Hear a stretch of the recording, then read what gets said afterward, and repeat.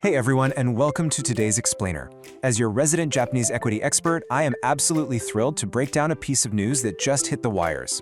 On May 1st, Sumitomo Corporation, which, if you follow the market, you know is one of Japan's elite top-tier trading houses, or Sogo Shosha, they released a phenomenal earnings report. And honestly, it shows an undeniable, incredibly strong will to grow. Over 603 billion yen. Let that number sink in for a second. That is their record-breaking net profit for fiscal year 2025. It's a staggering milestone figure, and it proves that their ongoing corporate transformation isn't just talk, it is yielding some incredible real-world results. Okay, let's dive into this. Here's our roadmap for today's Explainer. First, the record-breaking profit milestone. Second, the 8 growth fields. Third, their core digital and AI strategy. Fourth, unlocking maximum shareholder returns. And finally, the investor roadmap conclusion. Kicking things off with Section 1, that record-breaking profit milestone, and analyzing the 2025 results. So right now, Sumitomo is right in the thick of things. They're in the crucial second year of their medium-term management plan 2026. And wow, the momentum we're seeing is just massive. That 600.3 billion yen net income for FY 2025, that represents a 38.5 billion yen jump from the previous year. But the thing is, they aren't stopping there. Their forecast for FY 2026 aims for an even higher target of 660 billion yen.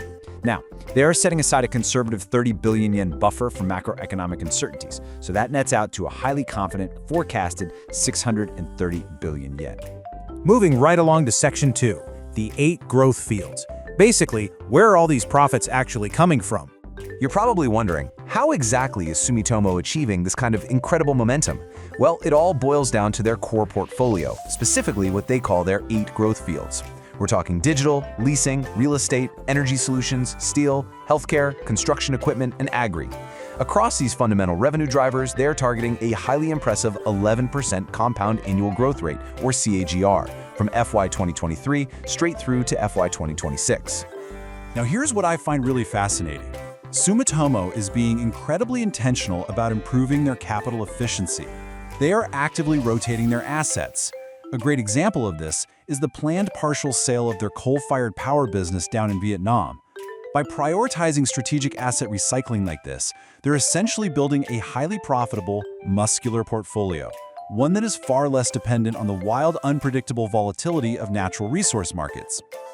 All right, on to Section 3, their core digital and AI strategy, and that huge SCSK acquisition. Honestly, this brings us to arguably the most critical strategic move from their May 1st announcement. It's a massive, total game-changer of an investment in digital transformation. Through a tender offer, Sumitomo aggressively stepped up to increase its stake in SCSK, making it a 100% wholly owned subsidiary. What they're aiming to do here is seamlessly fuse Sumitomo's massive global business footprint with SCSK's advanced IT solutions.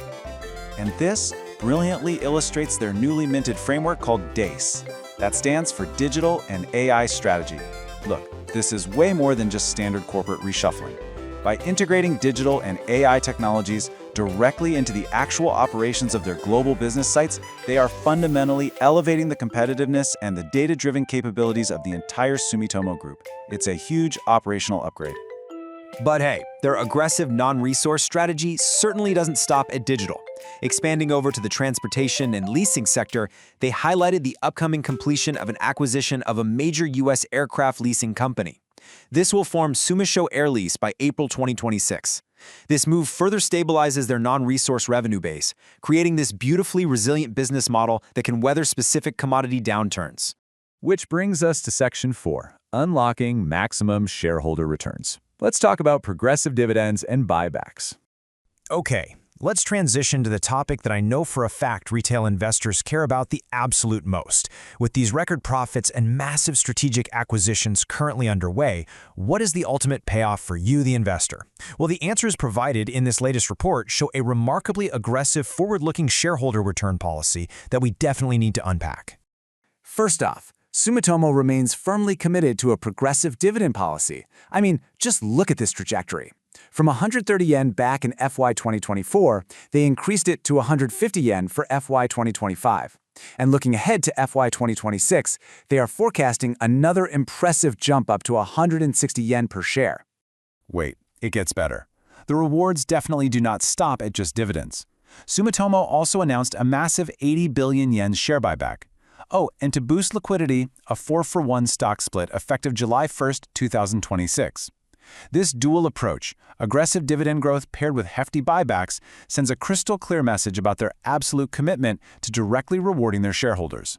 Now, to tie these returns directly back to operational efficiency, management is targeting a return on equity, or ROE, of around 13% for FY 2026. And sure, while debt has naturally bumped up a bit due to these large-scale investments, like the SCSK acquisition, management has provided a very clear, reassuring roadmap to restore their financial health right back to pristine FY24 levels by FY28. They have a solid plan in place. Finally, Section 5. The Investor Roadmap Conclusion. Here are your 3 key takeaways. We've covered a ton of ground today, so let's distill this massive earnings report into the absolute most actionable insights. So, the crucial point is really built on these 3 pillars. Number 1, profit confidence. They're showing steady organic growth, targeting a massive 630 billion yen. Number 2, digital transformation. The heavy investment via the full SCSK subsidiary acquisition is literally a game changer for their operations. And number 3, aggressive returns. That 160 yen progressive dividend alongside the heavy buybacks and stock split just proves their commitment to investors. So as we look ahead, the big question still remains. How exactly will Sumitomo execute this growth backed by core strengths while the global macroeconomic environment is still so unpredictable? The roadmap is laid out beautifully, but at the end of the day, execution is everything. I highly encourage you to track these specific metrics and stay closely engaged with the fascinating Japanese Sogo Shosha space to see exactly how this plays out. Just a quick heads up before we wrap things up today. This explainer is for informational purposes only and absolutely does not constitute investment advice. Make sure you refer directly to Sumitomo Corporation's official investor relations page for all the finer details and disclosures. Thank you so much for joining me today. And as always, keep learning.